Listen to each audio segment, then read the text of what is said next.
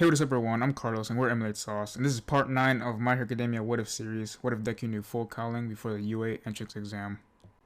All Might and All For One start fighting as normal. Deku manages to break free from the villain's hands and he worries about All Might and he attacks All For One. All Might is shocked that Midoriya would attack All For One. He yells at Midoriya to get away and that this is too dangerous.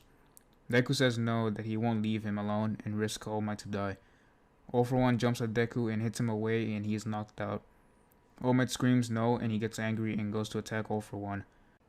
While Deku is knocked out, he has a vision where he sees the past users of One For All. While Deku is unconscious, All Might is fighting All For One and it isn't going so well.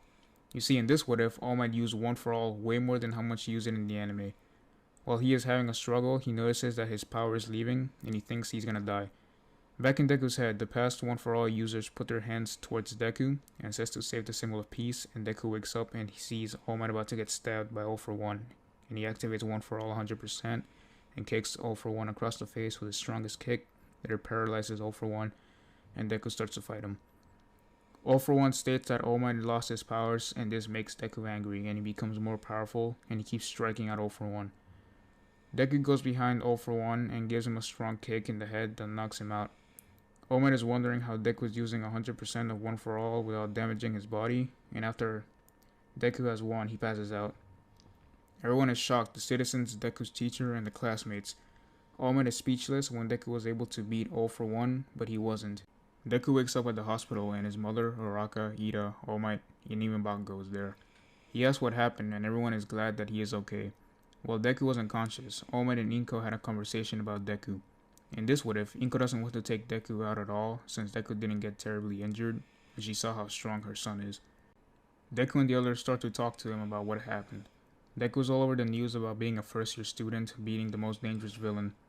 All Might asks if he could talk to Deku alone for a bit, and they allow it because they think that the #1 hero wants to congratulate Deku, but in reality he's concerned about One For All. All Might asks how Deku was able to use 100% of One For All and not break his body. Deku replied that he didn't remember, that the last thing he remembered was that he saw past users of One For All. All Might was shocked about that fact. Deku goes out of the hospital room and he's surrounded by news reporters and interviewers. They are asking him a bunch of questions like how he beat All For One, or what's his quirk, whether is it true that he is a first-year student.